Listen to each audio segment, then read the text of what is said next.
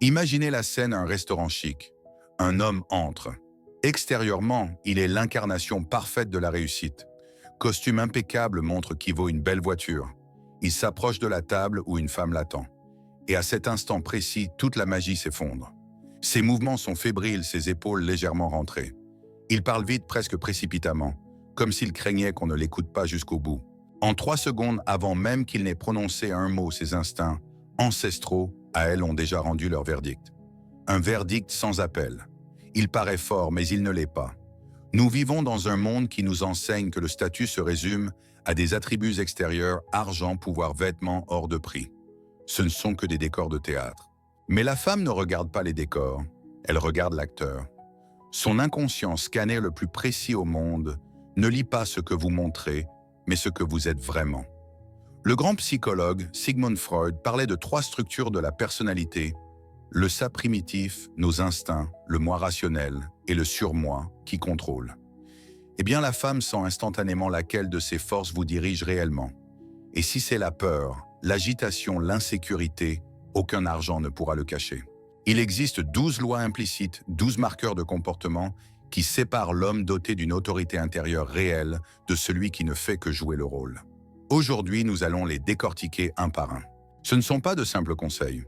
Ce sont des clés pour transformer votre état intérieur, ce qui changera à son tour la façon dont le monde vous perçoit, et surtout, la façon dont les femmes vous perçoivent. Mais avant de plonger dans cette exploration profonde, j'ai besoin de votre aide. Si ce sujet vous touche, mettez un like sur cette vidéo tout de suite pour que je sache qu'on est sur la même longueur d'onde. Si vous êtes nouveau ici et que vous n'avez pas peur de la profondeur, abonnez-vous parce qu'il y a déjà assez de contenu superficiel sur Internet. Et enfin, écrivez dans les commentaires de quelle ville vous êtes. La géographie de notre communauté m'importe énormément. Acte 1. La maîtrise de soi, l'apprivoisement du chaos intérieur. Loi numéro 1. La fondation sur laquelle tout le reste repose, l'économie de mouvement. Observez n'importe quelle personne qui possède un vrai pouvoir, pas une façade. Vous ne verrez jamais chez elle de gesticulation parasite. Elle ne fait pas claquer son stylo, ne tripote pas son téléphone, ne secoue pas la jambe sous la table. Chaque mouvement a un sens et une sérénité. Elle prend sa tasse, un seul geste fluide et complet. Elle tourne la tête, un seul mouvement assuré. Son corps est au repos même quand il agit. Pourquoi cela produit-il un effet aussi puissant? D'un point de vue psychologique profond, toute agitation est une fuite incontrôlée d'énergie psychique. Freud parlerait d'une irruption des impulsions inconscientes. Votre nervosité, votre peur, votre insécurité se déversent littéralement à travers ces petits gestes saccadés. C'est un cri silencieux de votre corps qui dit au monde entier « Je ne maîtrise pas la situation. Le chaos intérieur est plus fort que moi. » Et la femme le perçoit comme une faiblesse absolue. Car si un homme n'est même pas capable de maîtriser son propre corps, comment pourrait-il affronter les défis du monde extérieur? Comment s'appuyer sur lui? Comment intégrer cela dans votre vie? Commencez par un exercice simple mais extrêmement puissant, la pratique de l'immobilité. Réservez 5 minutes par jour, asseyez-vous sur une chaise dans une pièce calme, posez les mains sur les genoux et restez simplement assis. Tout votre être va se rebeller. Le cerveau vous donnera 1000 raisons de vous lever. Le corps voudra se gratter, changer de position, bouger un doigt. Votre mission, observer ces impulsions et par la seule force de la volonté, revenir à un calme total. C'est l'entraînement de votre moi conscient qui apprend à dominer les pulsions du ça animal. Une fois maîtrisé en statique, transférez cela dans le mouvement. Marchez dans la rue lentement, sans hâte, en ressentant chaque pas. Parlez au téléphone en restant immobile au lieu de tourner en rond. L'erreur la plus courante, confondre cela avec de la lenteur molle. Non, il s'agit d'efficacité. D'éliminer tout bruit blanc de vos gestes, c'est l'état du lion allongé dans la savane. Il peut être parfaitement immobile, mais chaque cellule de son corps irradie une énergie potentielle colossale. Il est calme non parce qu'il est faible, mais parce qu'il est fort. Voilà l'état que la femme perçoit comme le signe d'un homme de très haut rang. Loi numéro 2, parole lente et profonde. L'homme guidé par l'anxiété intérieure parle toujours vite. Il débite, avale les fins de mots parce que son inconscient hurle. Parle plus vite avant qu'on t'interrompe. Dépêche-toi tant qu'on t'écoute. C'est le schéma verbal de quelqu'un qui doute de la valeur de ses propres paroles. L'homme doté d'une autorité intérieure parle autrement.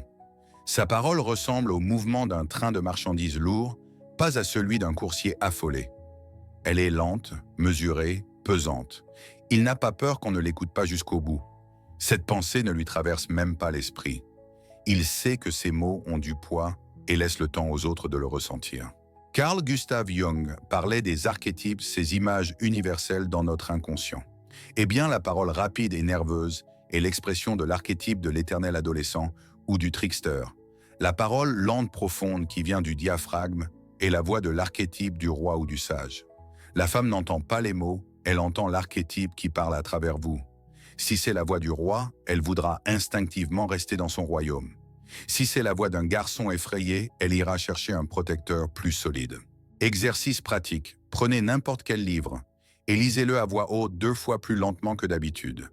Efforcez-vous de ressentir la vibration des mots dans votre poitrine. Enregistrez-vous et écoutez. Au début, vous aurez l'impression de parler de façon artificielle, mais après une semaine, votre rythme naturel deviendra plus calme et plus solide. Ne confondez pas cela avec l'ennui. Il ne s'agit pas d'endormir l'interlocuteur, mais de donner à vos mots le poids qu'ils méritent. Loi numéro 3, la puissance de la pause. Dans le monde moderne, le silence est devenu synonyme de gêne. Dans une conversation, nous avons peur des pauses et nous les remplissons avec n'importe quel déchet verbal. C'est un autre signe d'anxiété intérieure.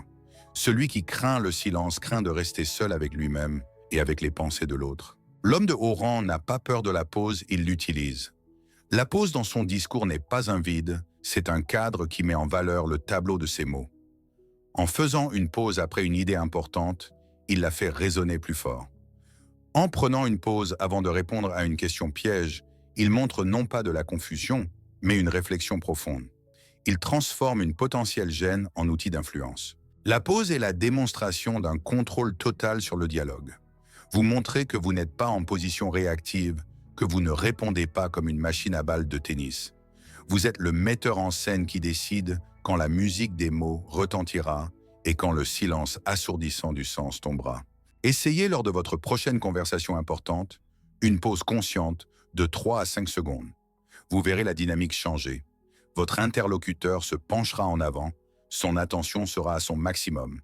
Il attendra vos mots et quand vous les prononcerez, ils atteindront leur cible. Une femme perçoit cela inconsciemment, ainsi il contrôle même ce qui n'est pas dit. Il contrôle tout. Loi numéro 4, qui couronne le premier acte, le calme dans le chaos. C'est l'examen final de la maturité de votre moi. N'importe qui peut paraître sûr de soi quand le soleil brille et que tout va bien. Mais le vrai calibre d'un homme ne se révèle que dans la tempête. Imaginez vous êtes à un rendez-vous, le serveur renverse un verre de vin sur vous.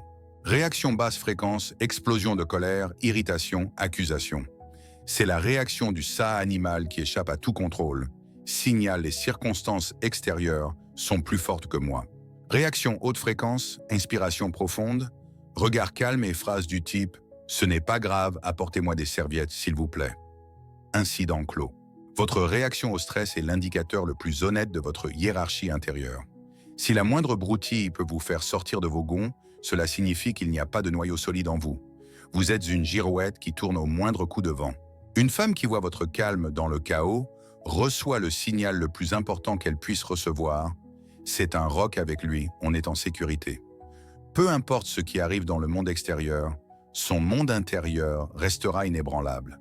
C'est exactement ce que cherche l'inconscient féminin, non l'argent ou la beauté, mais la sécurité psychologique.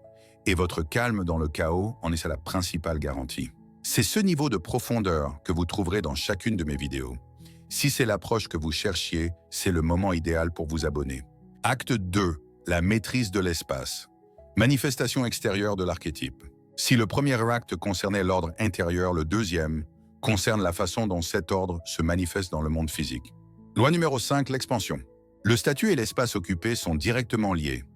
La personne à la psychologie de victime cherche toujours à se faire plus petite, à se recroqueviller, à passer inaperçue. Elle s'assoit au bord de la chaise, serre les jambes, rentre la tête dans les épaules. Elle s'excuse presque d'exister. L'homme doté d'une autorité intérieure, ou comme dirait Jung, en contact avec l'archétype du roi, agit inconsciemment autrement. Il occupe l'espace qui lui revient de droit. Il s'installe pleinement dans le fauteuil, se cale confortablement contre le dossier. Ses gestes sont amples et libres. Cela n'a rien à voir avec l'arrogance.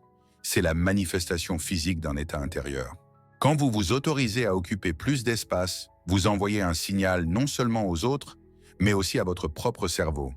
Des études montrent que les power poses, postures ouvertes et expansives, augmentent la testostérone et diminuent le cortisol, l'hormone du stress au niveau biochimique. Vous ne faites pas seulement semblant d'être plus sûr de vous, vous le devenez réellement. Commencez à surveiller consciemment votre posture. Redressez les épaules dès maintenant. Asseyez-vous plus profondément dans votre siège. Vous sentirez immédiatement votre ressenti intérieur changer. La femme ne voit pas une posture, elle voit un fait. Cet homme se sent chez lui partout. Loi numéro 6, contact visuel calme. Dans le règne animal, le regard direct et prolongé est un défi. Chez l'humain, c'est un marqueur de statut. Celui qui évite le regard qui regarde le sol ou ailleurs transmet le message « J'ai peur, je reconnais ta supériorité. Mon moi est trop faible pour soutenir un contact direct avec une autre personne. » L'homme de haut rang n'a pas peur de regarder dans les yeux. Son regard est calme, direct, assuré. Il ne perce pas, ne fixe pas avec agressivité. Il regarde simplement comme un adulte regarde un enfant, avec bienveillance et sans crainte. Il ne détourne pas le regard en premier, mais n'organise pas non plus un concours. Son regard dit « Je suis là, je te vois et je n'ai pas peur de ce que tu verras en moi ». Avec une femme, c'est un moment clé. En soutenant son regard un peu plus longtemps que la norme sociale, vous créez une tension qui peut se transformer en attirance.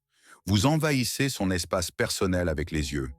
Si vous le faites calmement et avec assurance, elle le perçoit comme une manifestation de force, pas d'agressivité. Entraînez-vous avec les caissiers, les serveurs, les passants. Croisez simplement leur regard pendant 2 secondes et souriez légèrement. Votre objectif, rendre le contact visuel direct aussi naturel que respirer. Loi numéro 7, plus subtile, l'absence de miroir. En psychologie, il existe un phénomène bien connu en interaction. Les gens copient inconsciemment les postures, gestes et expressions pour créer de la confiance. C'est le rapport. Mais ce processus est toujours hiérarchique. Celui qui est plus bas en statut ou plus intéressé copie toujours celui qui est plus haut. Si vous voulez établir votre autorité, sortez de ce jeu. Ce n'est pas vous qui devez vous adapter au langage corporel de l'autre, c'est lui qui doit commencer à s'adapter au vôtre. Vous devenez l'encre non verbale. Croisez les bras et 1 minute plus tard, il y a de fortes chances qu'il fasse la même chose. C'est une danse inconsciente et celui qui mène la danse est le dominant. C'est la manifestation de ce que Jung appelait l'individuation, le mouvement vers sa propre intégrité, la séparation du collectif inconscient. Vous cessez d'être l'écho des mouvements des autres pour devenir la source des vôtres. La femme ne le comprend peut-être pas rationnellement, mais elle le ressent corporellement, vous êtes le centre, pas la périphérie. Loi numéro 8, maîtrise du contact physique. Le contact tactile est l'intrusion la plus puissante dans l'espace personnel. Et le droit à cette intrusion, selon les lois sociales implicites, appartient toujours à celui qui a le statut le plus élevé. Le patron peut taper sur l'épaule de l'employé, mais pas l'inverse. L'homme de haut rang initie le premier le contact tactile s'il le juge approprié. Il tend la main en premier pour la poignée de main.